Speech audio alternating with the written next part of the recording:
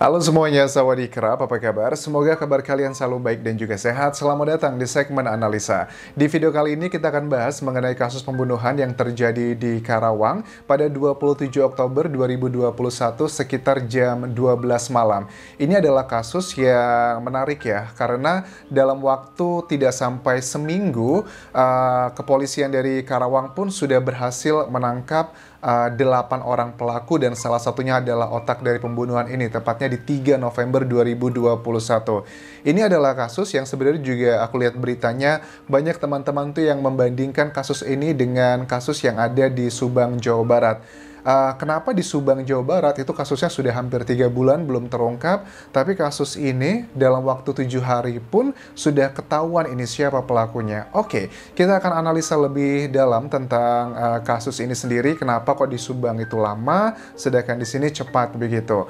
Oke, sekarang yang kita bahas terlebih dulu adalah hasilnya sudah keluar dari AKBP Aldi Subartono yang merupakan Kapolres Karawang mengatakan sudah ditangkap ada 6 orang yang adalah sudah menjadi tersangkanya. Sebenarnya kalau pelakunya itu ada 8 orang ya. Jadi 8 orang ini termasuk juga dengan si otaknya. Nah, salah satu pelaku dan juga otak dari kasus pembunuhan ini adalah istrinya sendiri gitu. Wah, ini luar biasa nih. Kenapa ya kok bisa istrinya? Apakah sejumlah pernyataan dari pakar di bidang kriminolog yang menyatakan bahwa kasus pembunuhan itu pada umumnya didasari oleh 3 hal. Yang pertama adalah asmara, kedua adalah masalah sosial, dan ketiga adalah faktor ekonomi atau harta. Apakah ini berlaku di kasus ini? Sepertinya iya, karena menurut AKBP Aldi Subartono, 2 orang sekarang sedang DPO atau daftar pencarian orang, tapi ke-6 sudah ditangkap dan kesemuanya adalah pria kecuali sang istri dari si korban sendiri. Jadi Khairul Amin adalah suami dari istri yang juga otak dari kasus pembunuhan ini. Diketahui bahwa percobaan pembunuhan untuk si Khairul Amin tuh sudah dilakukan 1 kali ya di bulan September, tapi gagal karena tidak sesuai rencana. Waktu itu Khairul Amin tuh baru pulang dari sebuah tempat begitu, dan ternyata dia tidak langsung ke rumah gitu, dan ternyata dia malah mampir ke tempat keramaian, akhirnya dibatalkan. Tapi eksekusi ini akhirnya dilaksanakan di 27 Oktober di pukul 23:49 waktu Indonesia Barat, pada saat Khairul Amin itu pulang dari beli makan dan dia pulang ke rumahnya. Nah, di depan rumahnya itu sekitar 30 meter sih kurang lebih, ya dekatlah 30 meter, disitulah Khairul Amin tuh dieksekusi. Kalau aku tangkapnya di sini, keterangan dari AKBP Aldi Subartono mengatakan bahwa dari ke-8 orang pelaku, salah satunya adalah istrinya, yang juga merupakan otak, artinya istrinya juga turut andil pada saat terjadinya eksekusi tersebut. Yang menarik adalah begini ya, kenapa pernikahan yang sudah puluhan tahun begitu, karena kan kita ketahui si korban ini dan juga tersangka otak ini sudah menjalankan pernikahan puluhan tahun, sudah punya anak 3 dan juga cucu, tapi kok tega gitu menghabisi suaminya sendiri. Berdasarkan keterangan dari AKBP Aldi Subartono mengatakan bahwa salah satu alasan kenapa sang istri ingin menghabisi suami adalah karena faktor asmara. Jadi diketahui si suami ini punya beberapa istri, dan tidak hanya punya beberapa istri, tapi juga sering minta uang tiap hari. Ini agak sedikit unik ini. Kenapa unik? Karena di judulnya kan bos rumah makan begitu, tapi kenyataannya kok sering minta uang tiap hari. Ada apa begitu? Kalau yang namanya bos ya pasti ya pengaturan keuangan semua dikelola oleh dia gitu. Tapi kalau dengan fakta yang kita ketahui seperti ini, menurut aku sih bahwa si suami sepertinya tidak berperan sangat dominan pada faktor ekonomi keluarganya. Artinya si istri kemungkinan besar adalah orang yang menjalankan usahanya. Suami mungkin hanya sekedar numpang nama aja begitu. Tapi kalau yang menjalankan usaha rumah makannya sebagian besar adalah istrinya, dan otomatis dari sini adalah memiliki kekesalan yang luar biasa, dimana kayak istri kan begini, istri udah kerja capek-capek gitu kan ya, yang menghidupi, tapi suaminya malah punya istri lainnya aku sih asumsikannya di sini istrinya kemungkinan besar adalah siri gitu, karena di Indonesia kayaknya menikah siri itu adalah menikah ya, nggak hanya siri gitu, kayaknya gampang banget gitu kan ya. Beberapa istri dan dia minta uang tiap hari, ya makanya kesel gitu. Tapi yang menjadi menarik juga adalah fakta dari temuan keterangan dari Kapolres Karawang ini, diberikan uang ke 7 pelaku ini adalah hanya 30 juta rupiah. Jadi kalau 30 juta rupiah per orang itu dibagi paling hanya 4 jutaan aja. Masa sih hanya karena 4 jutaan aja orang tuh tega menghabisi orang lain, tapi ternyata setelah diberikan latar belakang siapa-siapa pelakunya ini, dari Kapolres Karawang misalnya para pelaku itu rata-rata adalah ada yang pengangguran, ada yang pekerjaan buruh, ada yang pekerjaan di pabrik. Nah, ini aku make sense gitu. Ada juga yang ojek online. Tidak bermaksud mengecilkan profesi tersebut, tapi ini menggambarkan sepertinya buat orang-orang yang kesulitan dalam hal ekonomi, uang 4 juta rupiah tuh kayaknya uang gede banget dan mereka rela gitu ikut kontribusi untuk menghilangkan nyawa seseorang. Nah, kemudian yang menariknya juga ada beberapa isu-isu yang muncul beredar. Masa sih hanya demi uang 4 jutaan rupiah aja? Apakah mungkin gitu ada faktor lainnya masalah asmara? Karena ada 2 orang kan yang masih di PO sekarang, masuk dalam daftar pencarian orang. Jangan-jangan si salah satu dari 7 pria tersebut adalah menjalin hubungan asmara gitu dengan si istri dari korban ini. Bisa saja, karena kan ini masih kasusnya baru, masih terus dilakukan penelusuran lebih dalam.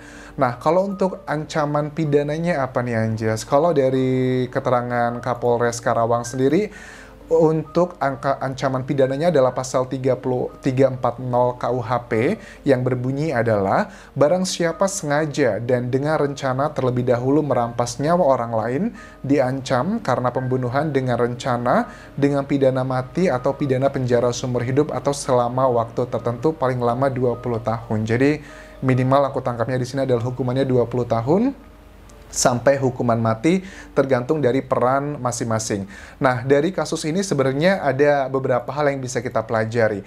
Pertama, diketahui si korban dan istri menurut pengakuan anak-anaknya dan juga orang sekitar, mereka tidak punya masalah apa-apa kok gitu, tapi kok ternyata mengejutkan kok dia yang ternyata pelaku otak pembunuhannya.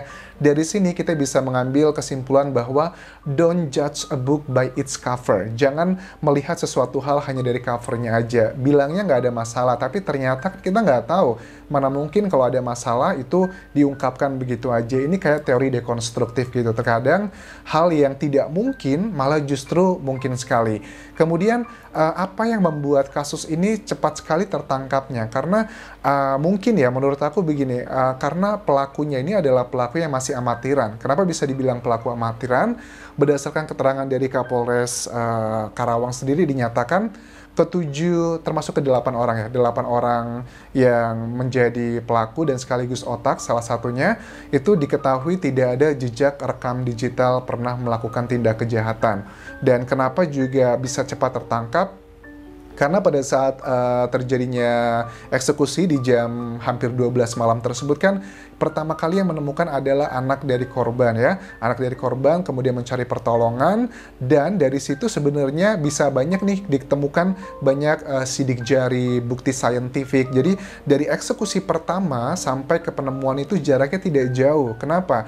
Eksekusi pertama itu kan dari pada saat dibunuh itu jam 23.49. Kemudian tidak lama dari itu sang anak menemukan bahkan masih dalam keadaan sadar tapi kemudian meninggal begitu, itu jaraknya tidak jauh. Jadi si pelaku itu tidak ada waktu untuk membersihkan sidik jari, untuk melakukan penghilangan bekas-bekas, itu tidak ada waktunya. Berbeda dengan di kasus Subang. Kalau di kasus Subang kita kan ketahui ya, kurang lebih meninggal yang pertama dan kedua tuh jaraknya jauh. Bahkan penemuan ke penemuan kedua jenazah pun ada beberapa jam jarak jaraknya. Itu memberikan waktu bagi si pelaku untuk melakukan pembersihan, dan aku asumsikan kalau yang Subang itu mereka lebih profesional begitu, lebih sudah tertata sangat rapi. Tapi kalau di sini ini sangat tidak tertata rapi gitu, dan lebih sifatnya adalah ini yang kasusnya kayak domestik gitu loh. Jadi yang permasalahan antara keluarga, makanya dengan sidik jari yang ditemukan banyak di lokasi kejadian, makanya juga dari AKBP Aldi Subartono mengatakan si istri juga terlibat dalam eksekusi karena ditemukan juga mungkin adalah sidik jari di sana, atau ada bekas rambut yang ada di lokasi kejadian, atau hal-hal yang sifatnya adalah bukti yang saintifik seperti itu. Intinya bedanya dengan Subang tidak ada waktu. Perbedaan dari penemuan yang terlalu jauh gitu, karena anaknya sudah menemukan secara langsung. Tapi sangat menyedihkan ya. Dan satu lagi ada berita yang mengatakan bahwa untuk sang istri sendiri pada saat sebelum di bulan September dilakukan pembunuhan percobaan pertama itu gagal. Sebelumnya juga katanya sudah dilakukan kayak santet gitu. Jadi istri berusaha menyantet suaminya. Oh my God gitu. Kadang pernikahan itu apa sih maknanya di Indonesia kok buat sebagian orang kayaknya gampang sekali begitu. Nah ini juga PR nih buat para prianya juga nih. Kadang kan orang Indonesia tuh berpikir, ya aku bukan berarti membela istrinya ya.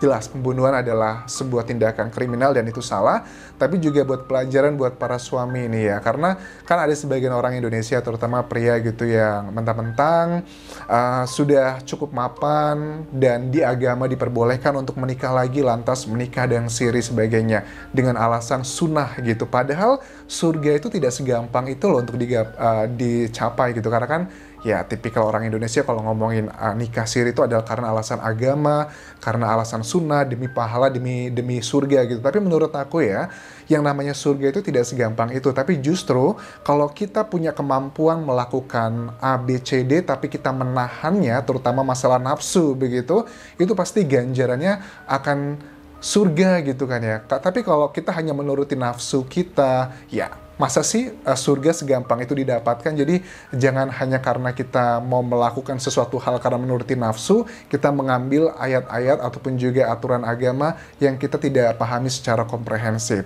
Itu adalah dari pihak prianya. Tapi dari pihak wanita juga gini, buat sang istri, mungkin kenapa sih banyak yang komentar gini, kenapa nggak minta cerai aja kalau memang nggak mau dimadu gitu? Ya, karena mungkin ada stigma di masyarakat di Indonesia bahwa namanya janda itu kesannya tidak baik, ada tekanan mental, ada juga yang ngerasa kasihan dengan anak-anak. Ya kalau menurut aku kalian sudah tidak bahagia dengan suami, dibandingkan terus dilakukan pernikahan tersebut, efeknya jadi kriminal seperti ini, lebih baik minta cerai gitu. Karena at the end of the day, pada saat kita kembali ke Tuhan nanti, ya kita adalah bertanggung jawab dengan diri kita sendiri, anak kita, suami kita, itu adalah urusannya beda-beda. Udah nggak ada lagi sangkut pautnya. Itu kalau ngomongin soal pahala dan juga dosa kan ya. Tapi terlepas dari semua itu, sepertinya teori mengenai sejumlah pakar kriminolog bahwa asmara, kemudian juga harta, serta ya masalah sosial menjadi motif umum biasa yang terjadi di kasus pembunuhan, bisa kita amini, kita bisa melihat dari kasus ini. Dengan di kasus Subang, ada persamaannya, ada perbedaannya, tapi bedanya adalah ya yang paling signifikan adalah masalah waktu tadi ya. Karena di Subang itu ada jeda pembunuhannya itu lama sekali untuk menghilangkan barang bukti. Sedangkan di Karawang ini tidak ada jeda yang cukup panjang untuk menghilangkan barang bukti tersebut. Oke, kita nantikan seperti apa kelanjutannya, karena dari kedua kasus ini sama-sama masih ada belum selesai. Yang di Karawang masih ada 2 DPO yang hilang, yang masih kabur. Di Subang juga masih belum ditemukan siapakah tersangkanya walau sudah hampir 3 bulan. Memang bedanya adalah di Karawang dalam waktu 7 hari sudah ketemu, sedangkan di Subang sudah hampir 3 bulan. Tapi kita nggak boleh membandingkannya seperti itu. Ini bukan apple to apple ya. Dan kita harus tetap optimis bahwa keduanya ini bekerja sama-sama, tim penyidik tuh bekerja sangat keras begitu. Aku rasa itu yang bisa aku bahas mengenai video ini. Tinggalkan komentar kalian mengenai video ini. Dan terakhir like dan juga follow Instagramku di Anjas di Thailand. Karena aku sering live untuk ngebahas beberapa kasus pembunuhan, salah satunya juga Subang di situ ya. Dan terakhir, subscribe channel YouTube ini. Kalaupun kerap semuanya. Bye-bye.